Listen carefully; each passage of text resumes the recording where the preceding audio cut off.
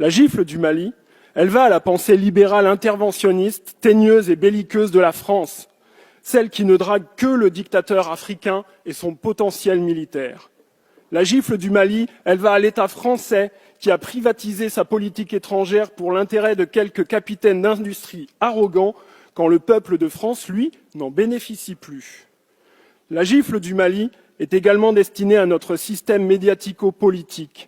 Ministres et parlementaires godillots, plateaux de France 24, RFI ou de la chaîne parlementaire célèbrent dans une connivence coupable leurs mensonges pour nous expliquer que certains troisièmes mandats sont bons, d'autres pas. Certains putschistes défendent la liberté aux côtés de la France et d'autres pas. La com pour seule boussole. Les réseaux sociaux ont balayé la propagande française cachée derrière ce marketing ridicule du pays des droits de l'homme et de la démocratie, quand nous sommes en réalité le troisième pays le plus gros vendeur d'engins de la mort de la planète. La gifle du Mali, c'est le réveil d'une conscience nationale malheureusement cimentée par ce sentiment anti-français que vous avez continué de laisser prospérer. Être continuateur de l'erreur, c'est commettre l'erreur en l'aggravant. La gifle du Mali, c'est le signal donné à tous les autres pour en faire de même. Tchad, Niger, Burkina, Mauritanie, Sénégal, Cameroun, Côte d'Ivoire, Gabon, Congo viendront à leur tour. Mais pourra-t-on leur donner tort? Notre mauvaise malice en Afrique a une histoire coloniale. Notre mauvaise malice en Afrique a une histoire prédatrice et aussi clientéliste. Un seul exemple. En 1953, Sylvanus Olympio, président du Togo, lequel avait eu l'audace de déclarer à l'AFP « Je vais faire mon possible pour que mon pays se passe de la France », est assassiné.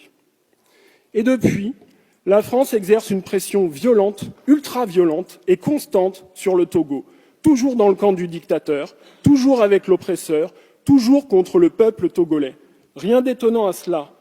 Plus la France s'adresse à un petit pays, plus sa prédation est immense. La gifle du Mali, c'est aussi la seule réponse possible d'un pays digne face à la tragique erreur française du 3 janvier 2021. Cette frappe aérienne conduite par l'armée française qui a tué 19 civils réunis pour un mariage à Bounti. Ce sont les enquêteurs de la MINUSMA et de la police scientifique des Nations Unies, après de minutieuses investigations, qui affirment cela. C'est pas moi. Monsieur le Premier ministre, comment caractériseriez-vous une puissance étrangère qui vient abattre sur notre territoire 19 civils français par erreur?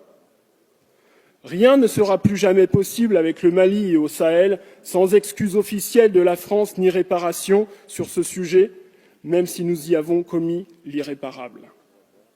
À l'heure où le bruit des bottes gronde du côté de la Russie, comment penser les défis de demain sans l'Afrique depuis ce petit pays qu'est devenu la France?